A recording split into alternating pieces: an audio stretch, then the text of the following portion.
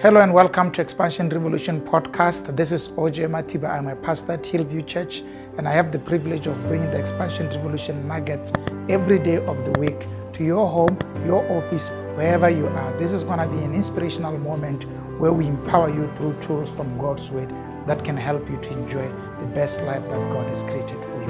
Thank you. Enjoy. Hello and good morning. Welcome to Expansion Revolution Nuggets. I'm so excited to be taking you through this series. We are still sitting on ingredients of love. Remember what we are tracing. We are tracing the fact that love requires certain ingredients for it to give you the maximum benefits that God intended for you to derive out of the experience of being loved and of loving. And that normally occurs in marriage, and it occurs in relationships that are intended to drive us towards marriage. So these two important platforms, courtship or relationship that is intended to drive you towards marriage, and marriage, which is a platform that God have designed for you to enjoy the benefits of loving and being loved.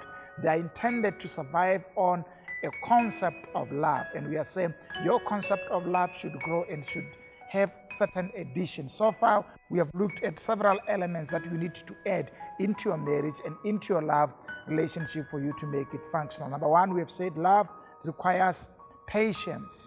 And we have said that love is kind. We have also said that love needs to overcome jealousy. And we've also said love should not be proud. We have also said love does not demand its own way, which means it should not be selfish.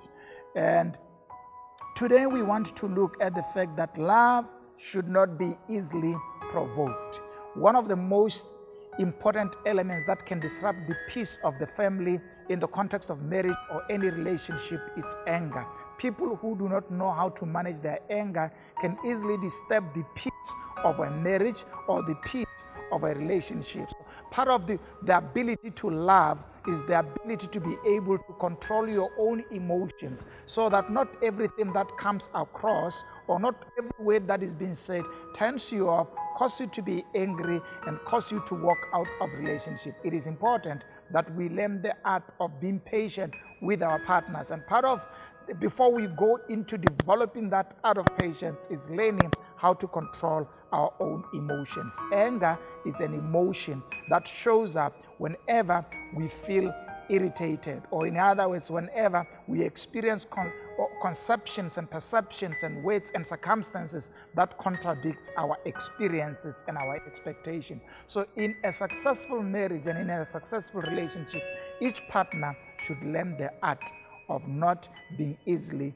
irritated. Now, one of the best things that can help you is to recognize that we have most problems in our marriages that seems to suggest that you want to control more of your partner than controlling more of yourself. So you need to recognize this specific attribute should be added on you.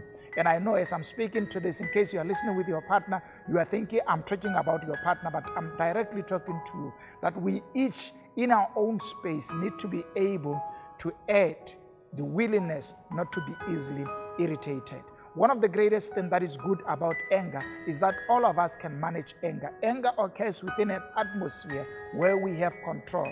Here's the problem with offense. The problem with offense is that no one can choose offense, and you would not even pray that people can offend you, that people can say offending words to you, that you might be in circumstances that are offending. That you don't have control over. What you have control over is how you respond to what people say to you, how you respond to people that deliberately seek to irritate you. So the most important thing about loving is the willingness to control how we respond to certain things. So this morning, my encouragement to you is focus on what you can control. There's an atmosphere around you called the self atmosphere where you have power. That includes the power to choose how to respond to irritating words, to irritating people, and to irritating circumstances, which you don't have control on.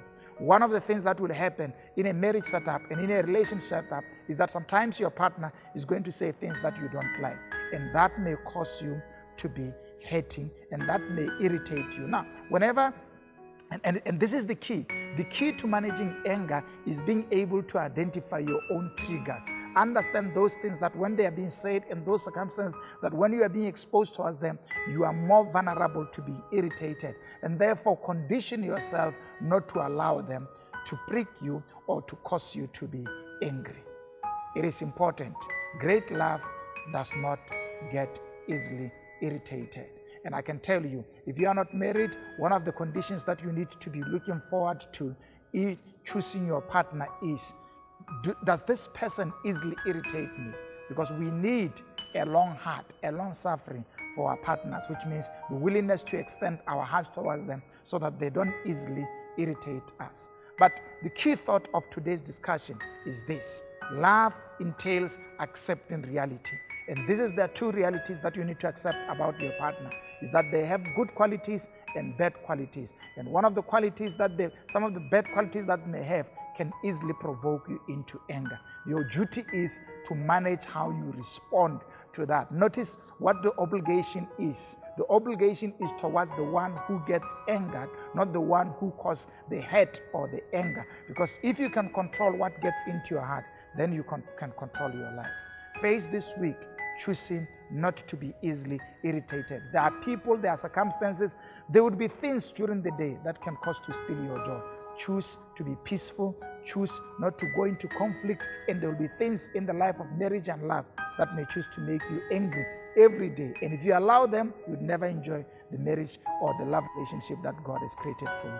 Choose to be at peace. And one way you do that is by choosing not to respond the way in which your partner anticipates you to expect. If they expected you to be angry and not to attend the events and not to talk to them, talk to them. Send a loving SMS, send a loving WhatsApp. Show up when they expected you not to show up. In that way, you are overcoming evil by good, because love cannot operate by revenge.